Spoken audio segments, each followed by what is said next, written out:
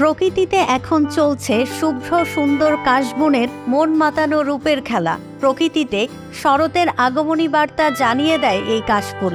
এ সময় নীল আকাশে সাদা মেঘের ভেলা উড়ে বেড়ায়। সবুজ ঘাসের ভেতর মাথা উঁচু করে হাওয়ায় দোল খায় পালকের মতো নরম ধবধবে সাদা কাশফুল।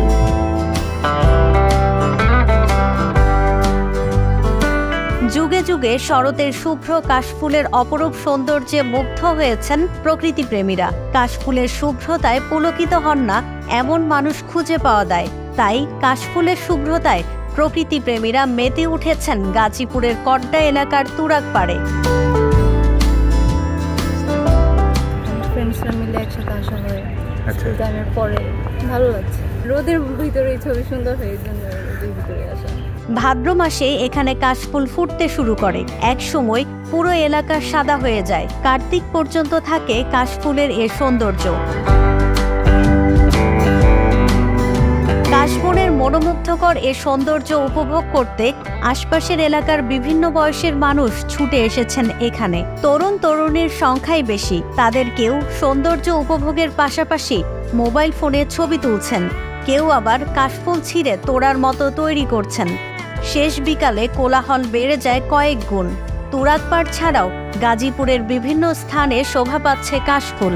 রোদের ভিতরে আমরা দেখতে আসলাম গাজীপুর মহানগরের ভিতরে এত সুন্দর জায়গা নাই যেখানে কাশফুল ফুটে। তুরাগের পারে কিন্তু প্রতিনিয়ত যে আশ্বিন বা শরৎকালে কিন্তু কাশফুল ফুলে আমরা বন্ধু বান্ধবদের সাথে ঘুরতে আসি, কাশফুল দেখতে আসি, ছবি তুলি, খুবই ভালোই লাগে।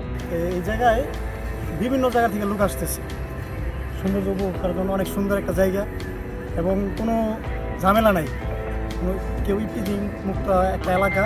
এই জায়গায় খুব সুন্দরভাবে সবাই আসতেছে, ঘোরাফেরা করে চলে যেতেছে, সবাই যার যার মতো একটা, কেউ কোনো কিছু বলার মতো নাই।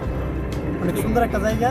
আকাশে নীল সাদা মেঘের ভেলা আর ধরণীতে শুভ্র সফেদ কাশফুলে ঢেউয়ের দোলা। এমন স্বর্গীয় দৃশ্যের দেখা মিলবে এই শরৎকালেই। তাই তো শরতের বন্দনায় কবিগুরু বিমোহিত হয়েছেন বারবার। নাগরিক যন্ত্রণা ভুলতে কিছু সময় পথের পাঁচালী সিনেমার অপু দুর্গার মতো কাশবনে হারিয়ে গেলে মন্দ হয় না।